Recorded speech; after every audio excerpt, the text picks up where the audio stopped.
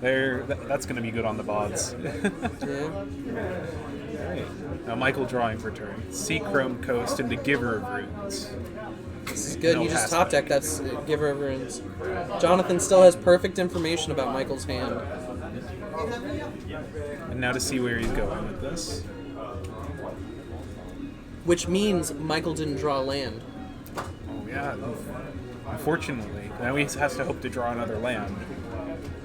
Michael, I suspect, is hoping to top deck lands at this point.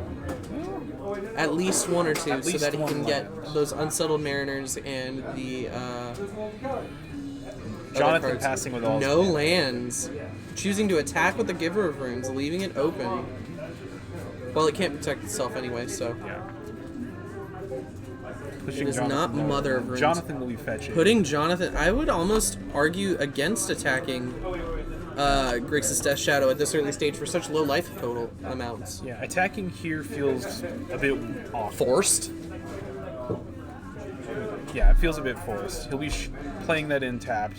His only play here would have been a Snapcaster Mage, which, yeah, Snapcaster for nothing and not particularly good. Snapcaster for shiggles? Snapcaster to block the Giver. That's what he could have done. Big brain moves over here from Augie. Only the least value. Only the least efficient plays on my part here. Yeah. And now, we'll likely be seeing him playing Snapcaster and going back into his hand with that Inquisition. Choosing to simply play a Thoughtseize. Let us see what Michael has. And then if this Thoughtseize resolves, Jonathan will be dipping into range for... He is pathing his own Giver of Runes for the land. Looking for that, trying to dig for that land. Ooh, please. He has a Stubborn Denial in hand. Please do it. Come on. He will opt not to. That would have been so good. It feels a bit like a waste, though. You're already seeing that Michael is being he's already so far forced ahead, to do it. But having Michael try and 2-for-1 himself to get a land and stopping him from doing it, forcing him to draw that land. Right. And then Jonathan here is now removing the Mirroring Crusader. An excellent idea. Probably the best choice he has. And his Death Shadows are now online because he's at 11. Yep.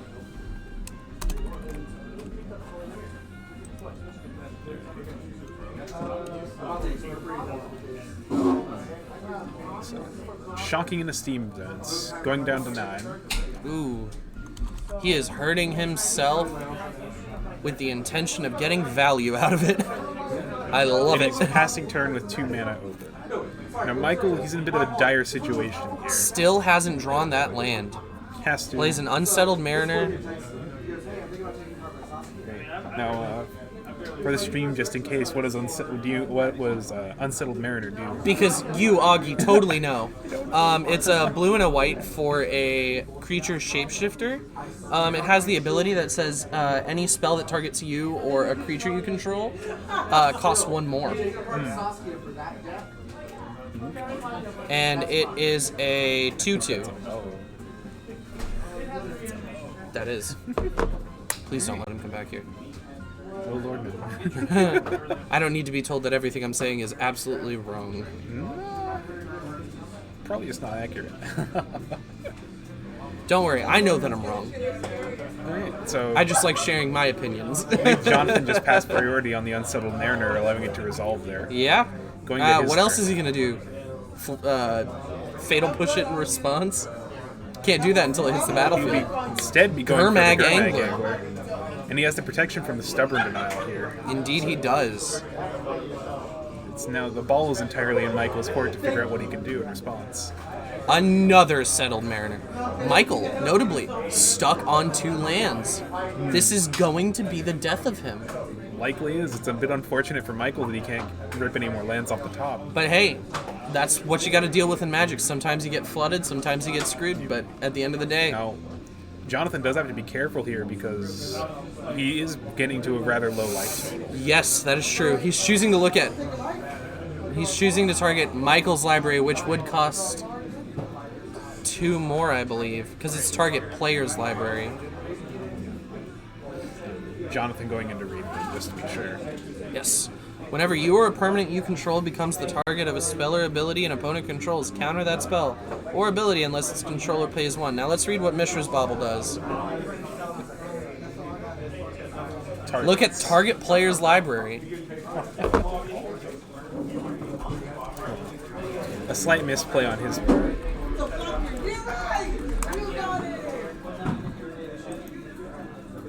A slight misplay there, not reading the card, just like me.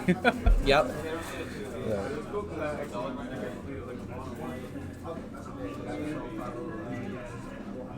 So he's paying 2 for the Mishra's Bauble. Indeed.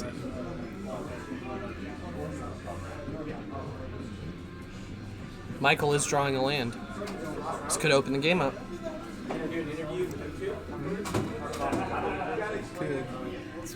Michael's at 15 after being hit by the Gurmag Angler.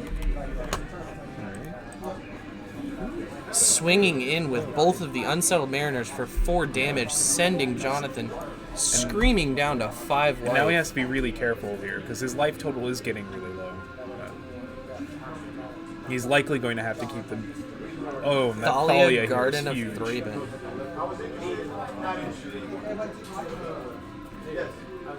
The taxing effect on Jonathan's mana here will be very much make it difficult for him to deal Any with. non-creature spell he ends up deciding to send at Michael costs 3 more. And that fetch right there. Passing his mana up. He's going to keep that angler on the defense. Remember, he had that Spell Queller in hand. True, he does have the Spell Queller. It's now online, so.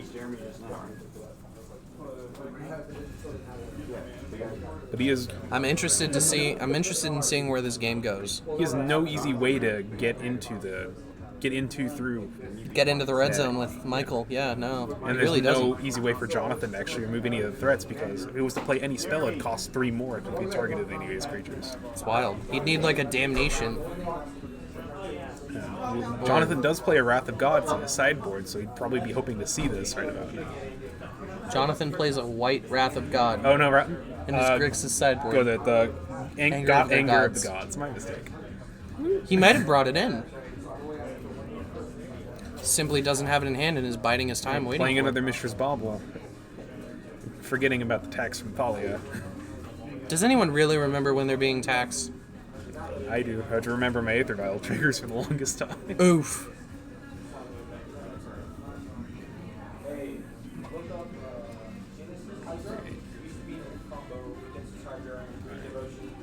So, Michael passing the turn, I believe.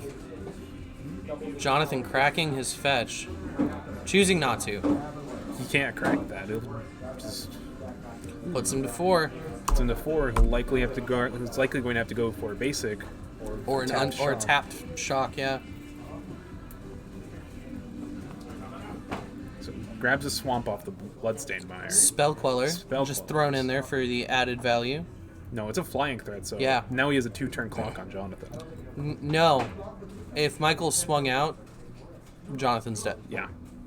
So there's Assuming lethal on 0 board. answers, yeah.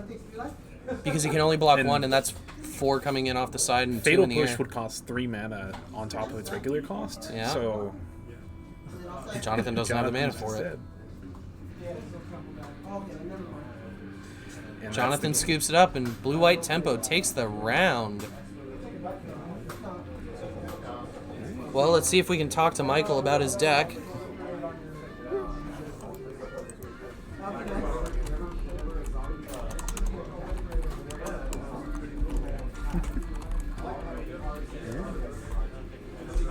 How'd it go? Michael won. Man. Now that was an exciting last game right there. All right. Well, let's see if he wants to do interview real He is quick. coming. He's coming. Okay. We'll let him sit here.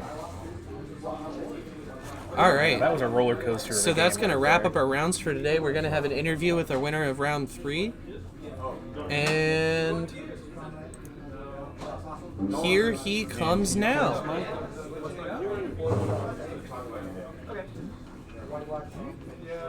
Congratulations on Welcome, winning. Michael. Hey, was that fun? Yeah, That was a really fun very game to interesting watch. So actually, one of the interesting things, you pathed your Giver of Runes. Oh, yeah. Game 3, and what's really funny is Jonathan was holding a Stubborn Denial. Mm-hmm. Would it have been? Do you think it would have been the right answer to Stubborn Denial? You pathing your own Giver? It would have been Runes? really greedy. I acknowledge that I could have gotten blown out by a fatal push there, but trading a Stubborn Denial is a lot more difficult because it can answer a lot more diverse threats than like a fatal push is going to kill the Giver anyway. So I may as well take out my land drop as well. But the Stubborn Denial has more utility. So if he had done that, I can't really say it's wrong, but it would have played out a lot differently. Because you were heavily hurting for lands. Yeah, it's a weird that third matchup. game. I mean, it's in my favor because the matchup typically goes long. As long as I can like bounce their stuff, everything I play is And really then you- taxing to them. Resilient. And then you just grind them out with value creatures. Yeah, if the game goes long, I'm favored, and so for that reason, I could definitely see a line where he counters my path. Trying to he keep knew you I off that wanted second it. mana. Yeah, Because in the game, in the opening turns of that, you played that Seachrome Coast followed by the Giver of Runes, and then he thought seized you, he knew it was my only land. At and that he point. knew it was your only land at that point. No, he didn't know about the Mirrored Crusader at that point in time.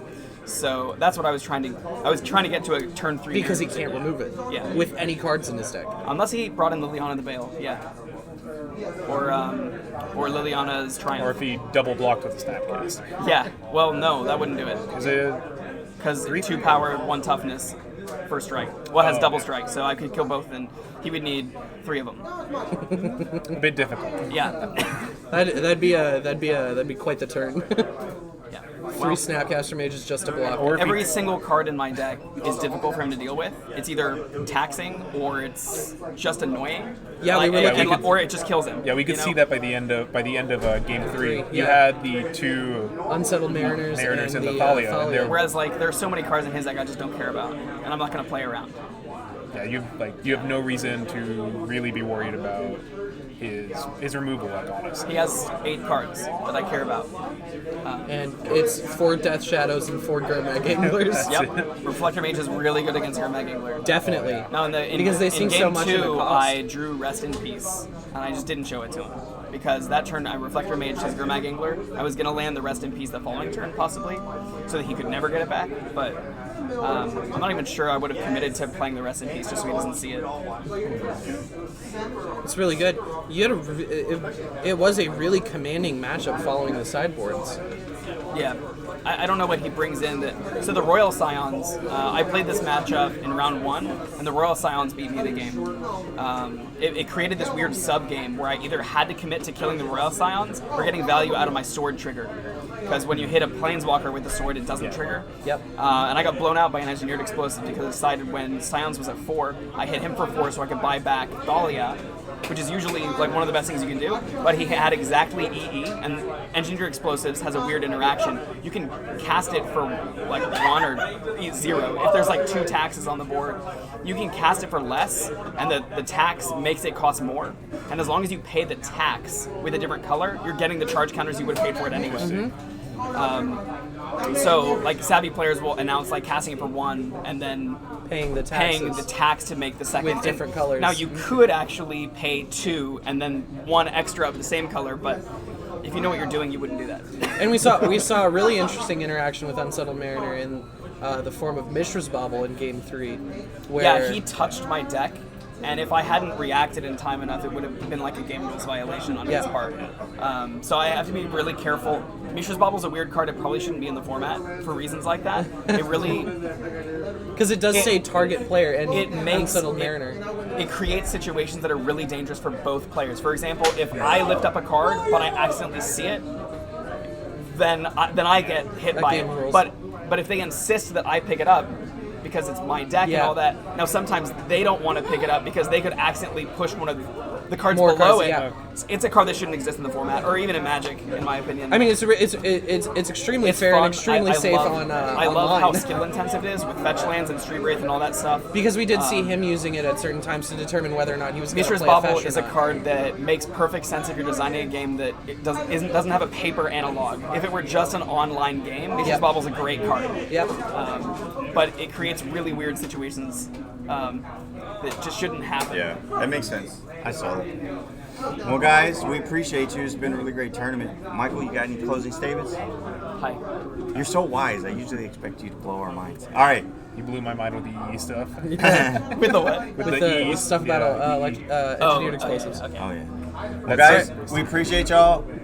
You can find our videos on demand on YouTube. Videos on demand. I'm going to be posting them all over Facebook, so everyone will have a Facebook. link. But yeah, thank you guys. Have a great night. Bye. See you guys.